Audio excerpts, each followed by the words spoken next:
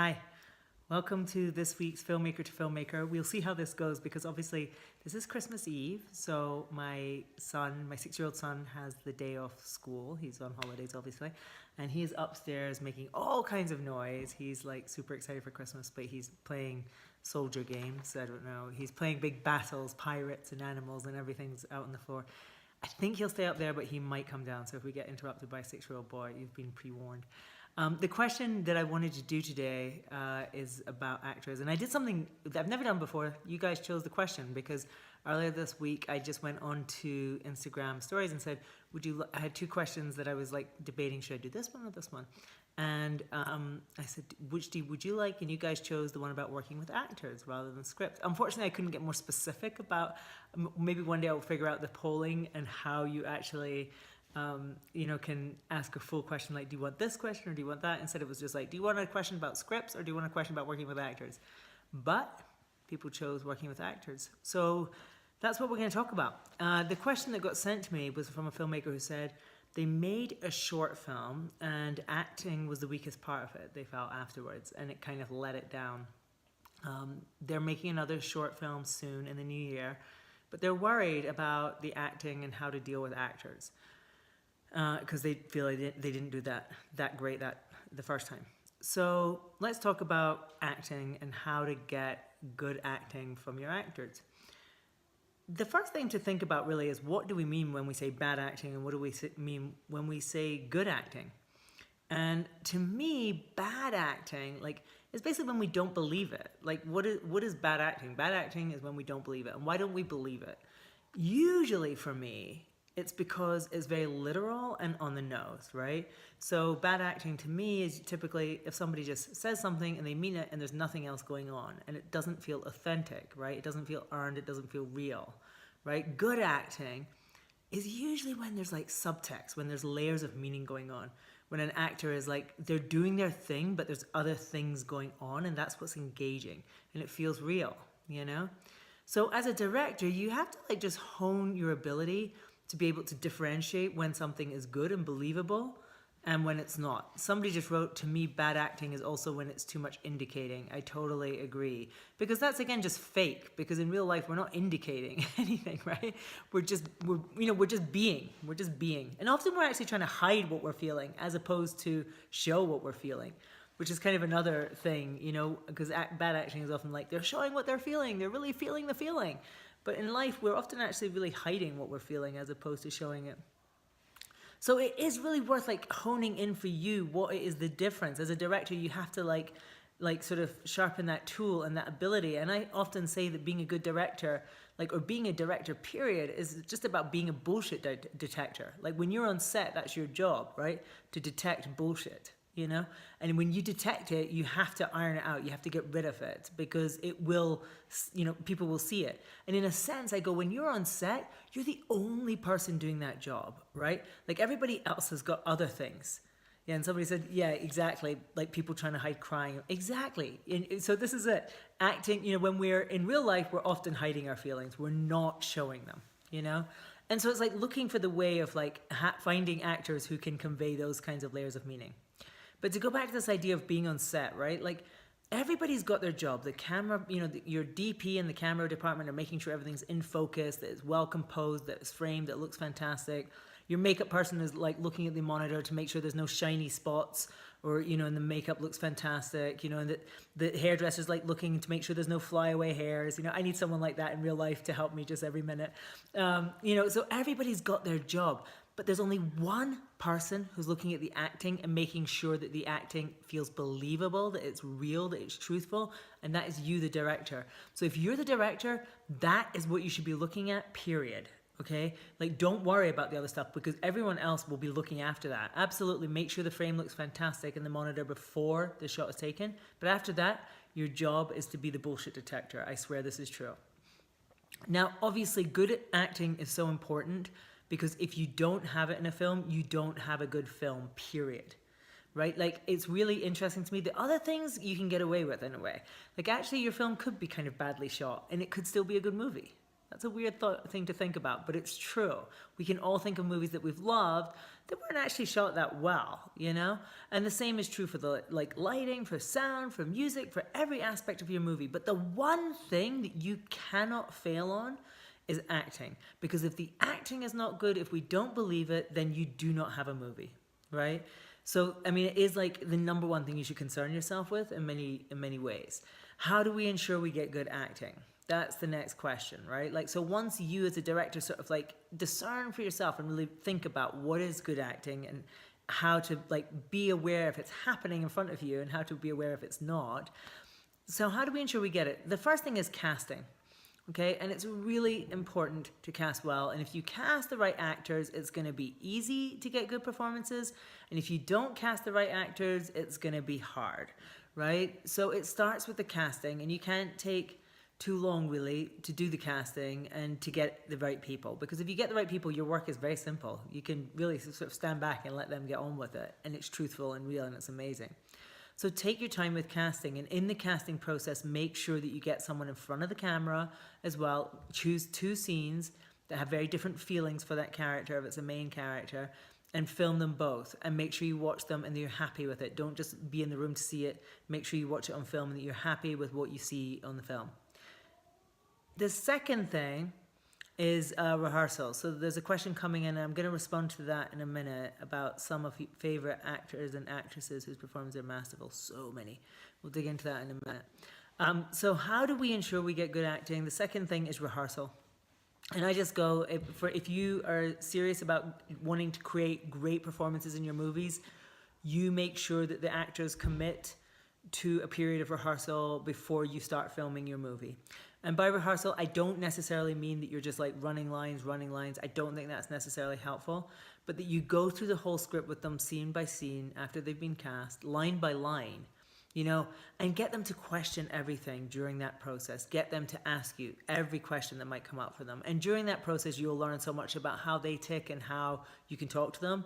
You'll build a rapport with them. You'll build trust with them so that when you go on set, you can really create magic together. There's a relationship already there. The rehearsal period also just gives them, I feel like it's when I pass the baton over to an actor. I feel like at the beginning of the rehearsal process, I know more about the character than they do.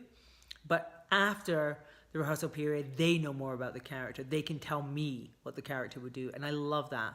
And once you're in that place, I feel like, oh, your job becomes a lot easier on set. They know what they need to do every single moment, and you're on the same page about it. So it's super important. Yes, I love that synergy too. It's beautiful. Like, and you can see movies where it's happened. You can just tell, you know, that the actor and the director have just clicked completely symbiotically about what needs to be done and how the movie is going to work in that way. The next thing, so once you've gone through the rehearsal period, then you get to set. And I go, the next thing as a director to ensure that you get good performances is you have to protect your actors. And, you know, that means making sure that they have space to prepare, you know, making sure that they are getting what they need to create a good performance. And if you've cast well and done your rehearsals, now you just have to make sure that they have their space, okay? And the next thing I think about on set is like, you know, I often think that actors are like our children. And I don't mean that in any negative or sort of weird way. I just mean like, you know, they look to you, right? Like, as I said before, you're the only person who's watching them and making sure that they're being truthful. You're the person that's making sure that they are delivering good work. They want to deliver good work. They don't want to look like fools. So, you know, it's just like parenting. And I go like, you want to be a positive parent, right? You create an environment of trust and security for them so that they can go to those places. They can take the risk. They can do wild things. They can do, you know, they can try stuff out. They can be alive. You know, they're not dialing it in. And I think actors dial it in when they're afraid, right? Like if they're like afraid that they can, you know, like, oh, is it going to be too big? Are people going to laugh at me or whatever? You know, but if you create the environment where they can try anything, that's when magic will happen. You know, and you can rein them in and just go to them. That was amazing. But, you know, can we try it now? Just maybe a little bit small. If we bring it down, like that was like a 10, and maybe if we bring it down to like a 6, you know, and just like chat to them and just like, but always encourage them and always make them feel good. Now, if things are not going good on set, like say you've done 6 takes and the actor is not hitting it at all, right? You're just like, even though you've cast well, you've rehearsed, but suddenly you're on set, and this happens to all of us, and you're just like looking at them thinking, what are they doing? And who knows, there's any number of things could be going on that particular day. There could be any number of reasons why that is the case in that moment. But to me, like, if that's happening, rather than getting them stressed out, because usually an actor can tell on some level if they're hitting the points or not, if they're getting it or not. And often they start to get stressed, like they've done 6 takes, now we're doing 7 takes, now we're doing 8, and they're starting to get anxious, because they're like, why am I doing this wrong? Why can't I get it? Often what I like to do at that point is just say to them, you know what? You just got it. That last take was amazing. Of course it wasn't at all, right? But you go, like, I really feel you've got it now. And I feel like now, hey, I really feel like you have it. And hello, this is like lovely. There's lots of lovely people popping on here today. So once you they're not getting it, but you just say to them, you have this. You're doing amazing. And at that point, it's like something can free them. Like the more stress they get, the harder it is for them to do good work. But if you can assure them that you've got it and you just go, like, we totally got that. That's amazing. Now just play. Just let yourself play with it and let's see what happens, Let them off the hook. The more that you try sometimes to do something, the more stressed it gets and the more you're not going to get it. And there's no point in flogging a dead horse. There's no point in getting an actor to do the same thing over and over. You have to change it up for them. You have to find a way to get them to do something different. And often I think that involves just going, hey, you really got that. Let's just try something completely different, and just play. Because acting, like anything, it's creativity. It needs to be, like, they need to be alive for it to feel good, for it to be good acting. If they're getting into a space where they're just like stuck in a rut and they're just doing the same thing over and over, it is not going to be good. Okay? So, encourage a place where they can play, and that will help you get great acting. I really do believe that. So hopefully for this filmmaker who wrote to me this is going to help them. The question just came, do you like it when actors ask to try something different in a take? Absolutely. What I like to do is make sure that we have the original plan first. So if we have an idea of what we wanted to get, let's get that in the can first, and then absolutely try stuff. And I love I love it when they say, hey, could I just try something really different? And I'm like, absolutely. You just never know what they're going to come up with, and maybe it will be amazing, And I always go like, you do at least 2 takes. You want to do at least, even if they nail it in the first take, do another one just for safety, to have something as a backup. If they've nailed it in 2 takes and you're happy, move on. You don't need to keep getting them to do something. Always be intentional and make sure there's a reason to do another take. So if they've done 2 takes and you're happy, move on. If you feel like there's something else you want to explore, or they have something that they want to explore. If an actor says to me, hey, I know we've got it, but there's something I'd love to try, I'm like, have at it. As long as there's time. I mean, there's once in a while it's happened to me on set where an actor has said to me, can I try something? And I'm like, really, we don't have time, and we got what we need. And I feel kind of bad, but if I really am confident that we have what we need, I'm not going to waste time, if we're on a tight schedule. That's the tough thing in filming, you're always on a tight schedule. All right. So one of the questions that came up during this that I didn't answer was just about, are there any particular acting, like any roles or actors that I've loved? There are so many. And for me, what I love is, my number one thing is when I don't feel like it's acting, when I don't see the seams, When I see the seams, does that make sense? Then it's not as good. If there's something like it takes me out of it. But when you watch some films and you think, this person must be real. I remember watching a film, Bullhead. Did you guys see that? It was a Belgian movie, and it was about this guy who was a sort of a fighter. And like, I watched that movie and I was like, that must be that guy. Like, there's no way he could be anything but that, And then of course I looked it up and he wasn't that guy at all, And I love when you see films like that and the actor is so in the performance that you don't even question. You can't imagine that they're an actor. That's what we're really looking for. Because I just go like, when it's real, we believe it. I have my favorite quote about filmmaking is from Abbas Kiarostami, the Iranian filmmaker, and he said, a good film is when you believe it, and a bad film is when you don't. And I think that it just boils it down to the barest essence, and that's what it is about acting. If you believe it, it's good. If you don't, it's not.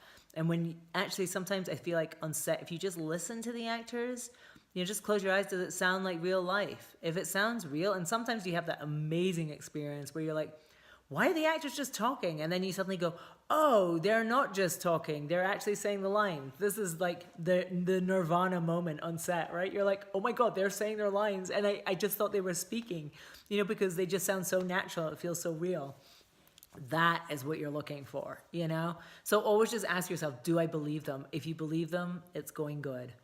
So I hope that is helpful for the filmmaker who wrote to me. I hope that you have huge success with your new film. Do not be afraid. I have one last thing to say about this. If you're a director who is intimidated, hey, I just saw a friend coming in there too. If you are intimidated at all by actors and you're a director, I really recommend you do some acting yourself. Okay, I think it's so important. And I just say, okay, if that's where you, like, if you've never done any acting and you're a director and you're intimidated by actors, just go to an acting school, do a couple of classes, you know, see how it feels, learn about it from that side. And I think you will become such a better director. And, you know, there's nothing to be afraid of with actors. Just find what works with each one so that you can get them to that point of truth. All right. I hope that helps. And thank you guys for being with me today. And this is, you know, some of you will be celebrating the holidays, some not. For those who are, have wonderful holidays. For those who are not, have a wonderful end of the year. You know, it's a special time, I always think, when we're getting ready to celebrate a new year, new beginning. Whatever this year has been, we get to lay it to rest. I am super excited. Happy holidays to you. I'm super excited about the new year. I was just sharing yesterday on Instagram the fact that I am just about to start writing a new script, and it's been over 2 years since I wrote a script. And I'm a bit like, for a while I was like, is it gone forever? You know, have I lost? I had a massive case of writer's block, and I am going to share about that because I think it can help other people. But I am so excited to think that maybe it's over. Yeah, it is exciting. So we'll see. We'll watch this space to see if I actually finish this new script, if it all comes about. And 2019 is the year of all our films. I think it's going to be epic. On that note, I am going to do a live training, a free live training in January. I'm actually going to Mexico this week. Thank you. Someone said you will. I hope so. I don't know. Like, it's scary. If you've had writer's block, you'll know. It's kind of scary. You're like, is this going to be okay? We'll see. But when I get back from Mexico, I'm going to be doing a couple of free live trainings on making your film next year. If you want to make a film next year, join me, please, for one of these live trainings. We are going to like set goals and deadlines. I think one of the keys to achieving your goals is to like really create strong deadlines for yourself and have a map of like, okay, I need to do this by the end of January. I need to do this by the end of February, etc. So if you are going to make a film next year, please join me for one of these free live trainings. On my bio here on Instagram, you will see a link. Click on it and sign up, and I will inform you exactly when they will be. There will be a couple of different options of times, and we'll jump on and do free live trainings and crush it in 2019, as the kids say today. But seriously, we will make serious plans and goals and deadlines for making our movies and get shit happening in the new year. Thank you so much for joining me, and happy holidays. All right, take care.